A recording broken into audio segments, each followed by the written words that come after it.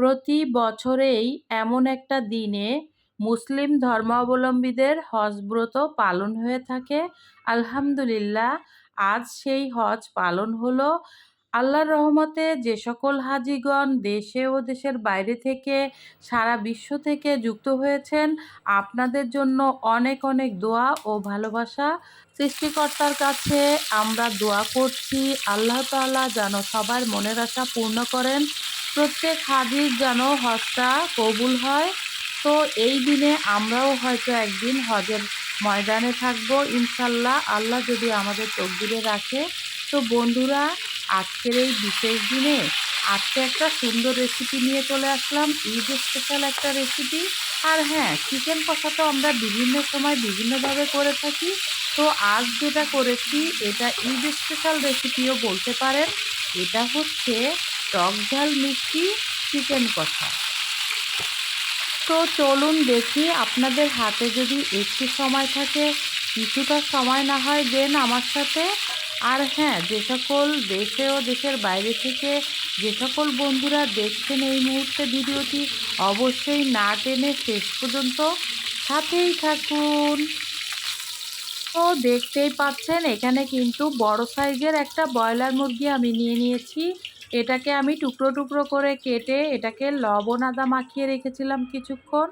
তো এটাকে আমি ভালোভাবে একটু লাল করে ভেজে নিলাম, তবে বেশি কড়া করা যাবে না, মিডিয়াম আঁচে এটাকে ভাজতে হবে। তো ভাজাটা হয়ে গেল। এখন আমি এখানে আগে থেকে কেটে রাখা 5-6 টুকরো পেঁয়াজ কুচি দিয়ে দিয়েছি। এটা কিন্তু ভাজা হয়ে আসছে, মিডিয়ামভাবে ভেজে নিব, এটাকে খুব বেশি কড়া করব না। এখন আমি 2 চামচ আদা পেস্ট, 1 চামচ রসুন পেস্ট, 1 চামচ লবণ, 1 চামচ হলুদের গুঁড়া আর 2 চামচ পরিমাণ লাল মরিচের গুঁড়া আমি দিয়ে দিলাম। এখানে পরিমাণ মতো যে যেভাবে ঝাল খাবেন ঠিক তেমনই দিবেন। তো এই তো এটাকে আমি দিয়ে এরপরে আমি একটু জিরার গুঁড়া দিয়ে দিলাম 1 চামচ পরিমাণ। এগুলো সব দিয়ে এটাকে ভালোভাবে তেলের উপরে আমি একটু ভাজা ভাজা করে নেব। তো দেখুন, ভিডিওটি দেখতে হলে না টেনে সাথেই থাকুন।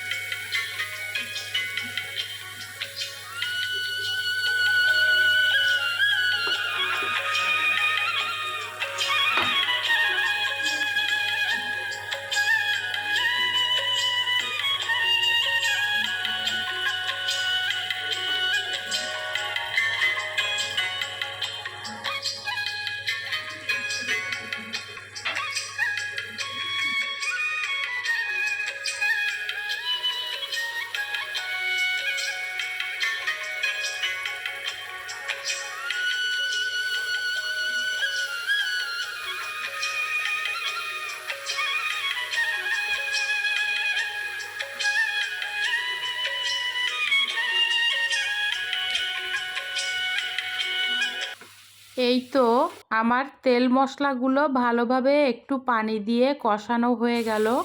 এখন আমি ভেজে রাখা মুরগির মাংসগুলোকে দিয়ে দিব। তো এটা দিয়ে আমি এটাকে ভালোভাবে নেড়েচেড়ে আবারও কিছুটা কষিয়ে নিব।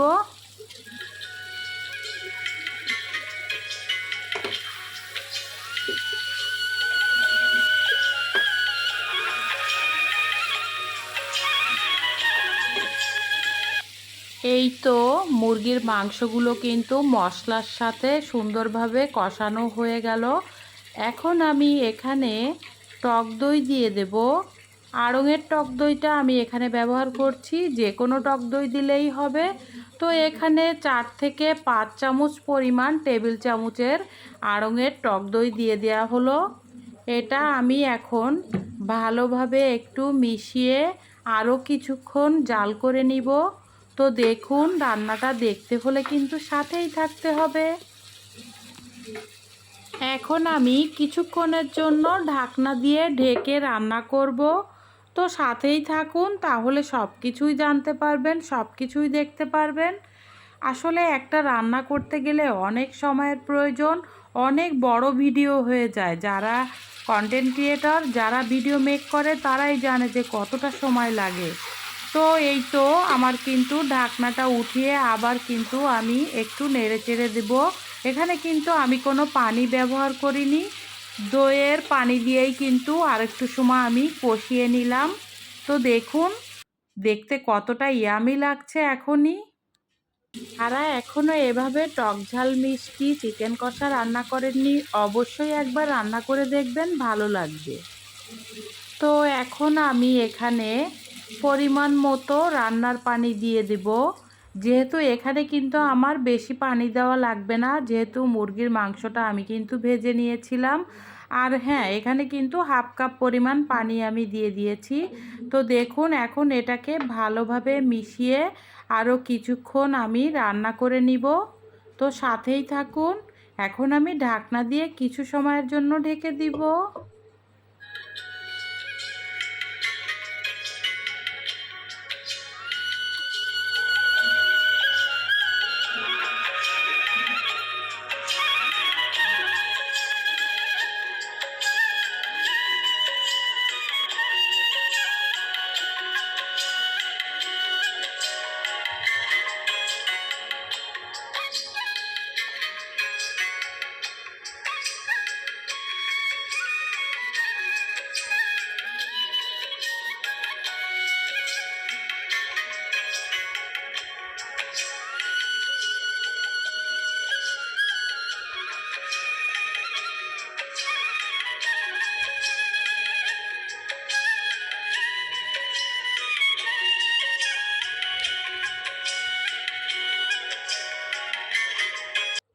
কিছু সময় পর ঢাকনাটা উঠিয়ে আমি এখানে সবটুকু একটু নাড়াচাড়া করে মিশিয়ে আবারও ঢাকনা দিয়ে কিছু সময়ের জন্য ঢেকে দিব।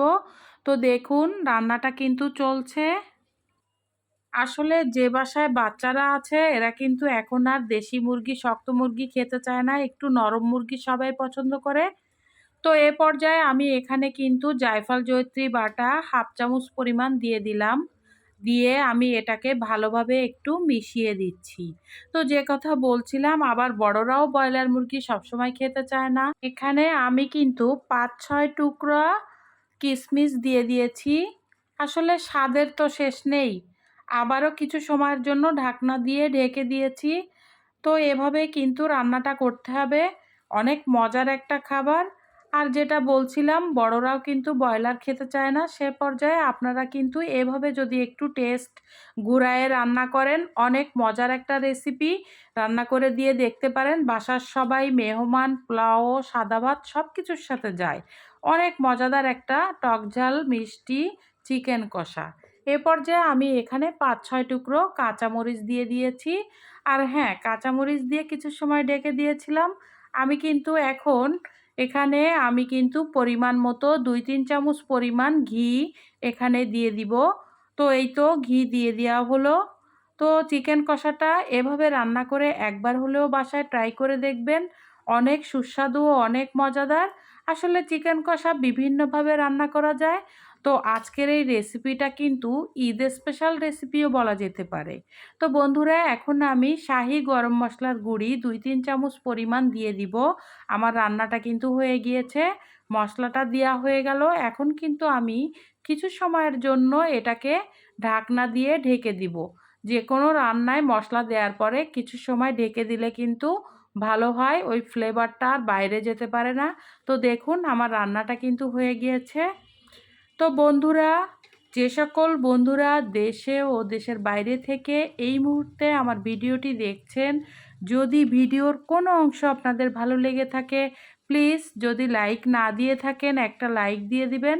আর হ্যাঁ, যারা এখনও পর্যন্ত চ্যানেলটি সাবস্ক্রাইব করেননি তারা অবশ্যই চ্যানেলটি সাবস্ক্রাইব করে বন্ধু হয়ে পাশে থেকে যান। অবশ্যই সুন্দর সুন্দর ভিডিও দেখতে পারবেন। আর বন্ধুদের মাঝে আমার ভিডিওটি ছড়িয়ে দিন। তো দেখুন আমার রান্নাটা কিন্তু হয়ে গিয়েছে চিকেন কষা। তো দেখুন কতটা লোভনীয় লাগছে। এভাবে বন্ধুরা একবার হলেও কিন্তু রান্না করে দেখবেন। অনেক ইয়ামি ও অনেক টেস্টি একটা খাবার। তো এ পর্যায়ে আমি একটা ডিশে কিন্তু চিকেন কষাটা ঢেলে নিব পরিবেশনের জন্য।